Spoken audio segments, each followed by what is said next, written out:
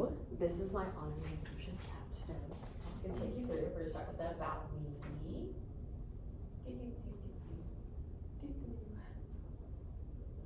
Okay, well, we can really just keep it drinking. Oh, hello.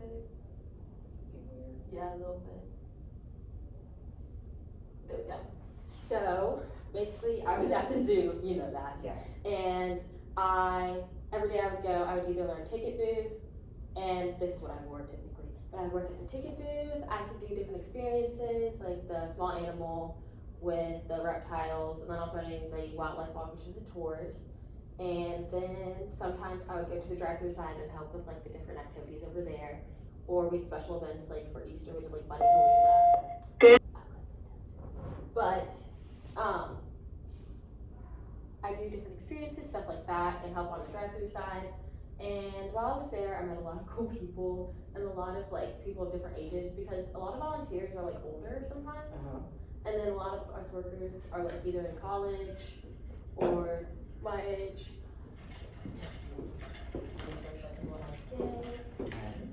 My mentors were Angie Roper, Marina Longfellow, and Hope. Hope is the owner. She lives on the zoo.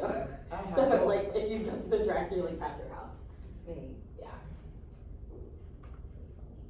And it's a property, so like it's like Hope's house, the zoo, the drive-thru side, and then the other side, the petting zoo side, and then like neighbors just in the back. And then my question that I researched about was how do zoos beneficially use animals to communicate and defend animal conservation learning. Okay.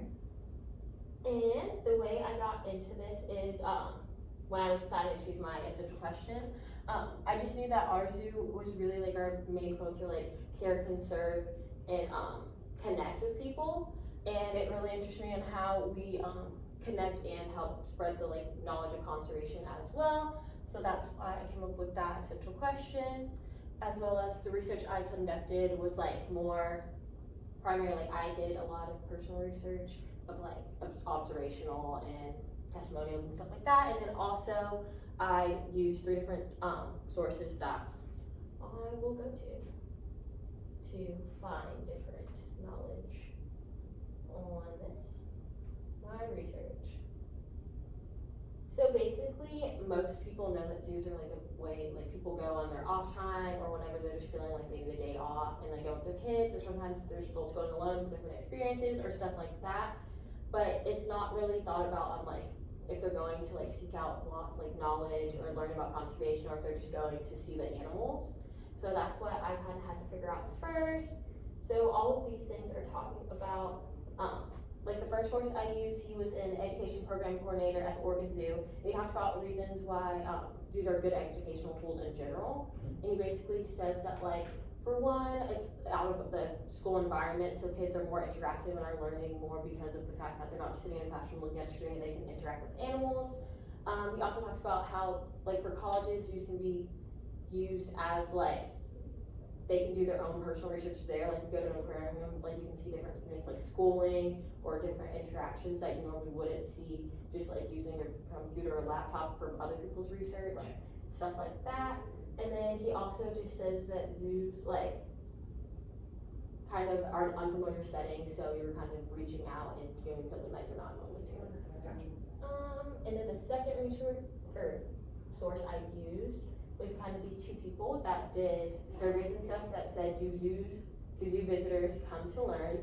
And they did a lot of in-person surveys, like they took a bunch of zoos and they sent them like all of this stuff. And there were like 9 in-person surveys that they had doing for like a week or so.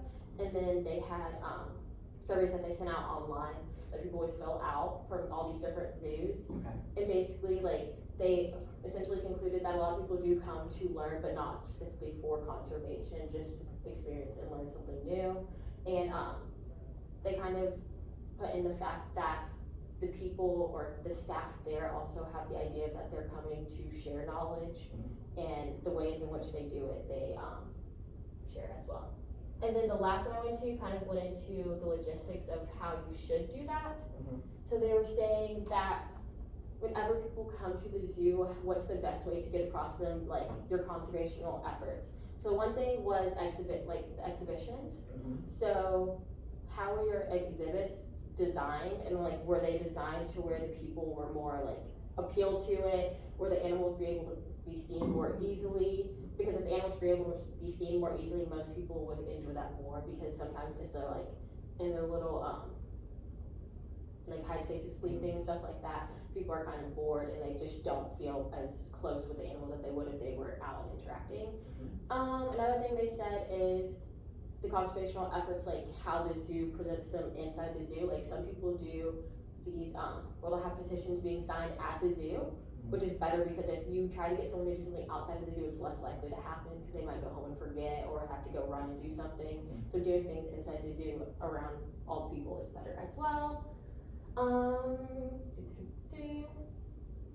And they also talked about how zoos are meant for like educational learning, like they're in the setting of where people are coming to learn, and that like specifically when people go to specific exhibits, they're learning about that specific animal, so they're not going to have a wider knowledge over all the conservational efforts, but at least they'll have specific knowledge on certain ones. Gotcha.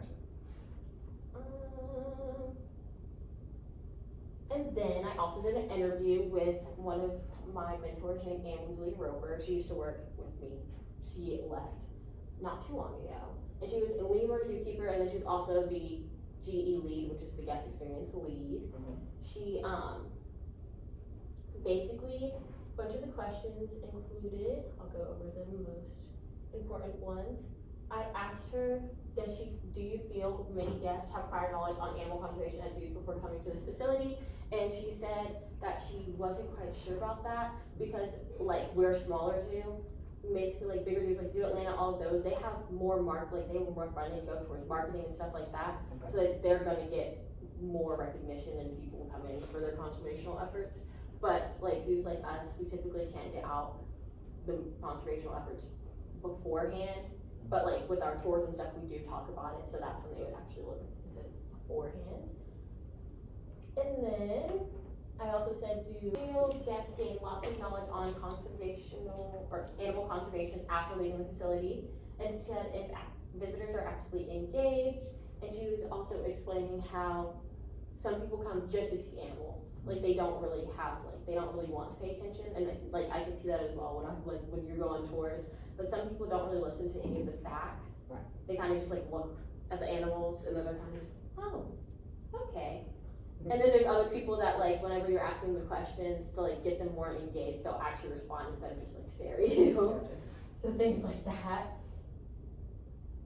And then I said, how do you feel staff connect with guests in a way which they remember? And she said it's a mindset of being positive and just like actively engaging with guests. And I also realized as a personal reflection that like at our zoo, since we're smaller, there's a lot more staff to engage with the people because there's less people there. Yeah. But like at like Zoo Atlanta, there's a bunch of people, and I feel like there's just not enough staff to try to make personal connections with each and every person. So I think at my zoo, and it's just easier to engage and make it more memorable and impact someone's life since we're so much smaller and be able to make those connections. And then, as well as I said, for guests with memberships, do you think there will be a point where the zoo will no longer be an educational research due to the frequency? And then she said, I don't think so, because everything is constantly changing. Like, one of the animals we have is a New Guinea singing dog, and basically, they were thought to be extinct in 2011 because farmers hunted them or they were thought to be hunted to extinction since they kept eating all the stuff. But then, like a picture or photograph was taken of them, and then people realized that they're still there. So now we have 3, I believe, in our zoo because they're in a conservation program to try to get them back, their populations back up. But like stuff like that, like if a visitor came in 2011, they wouldn't have seen those because they were thought to be extinct. That's awesome. And everything's constantly changing, so it's kinds of things. That's the most important things I kind of did with the interview. And just like what I learned for myself is that I feel like now I see my zoo in a way, like at a way higher standard and like level of like giving knowledge, because we are able to interact and talk to people more easily than at most zoos. Like I realized how many people like just come to interact sometimes they're not having the best day, it might be pouring raining and they still have to come to the zoo and do their like activities that they paid for. It just gives them like connecting with animals and people gives them joy in life. So I think that it is a good thing to have zoos and they do help with conservational efforts. And then go back to home.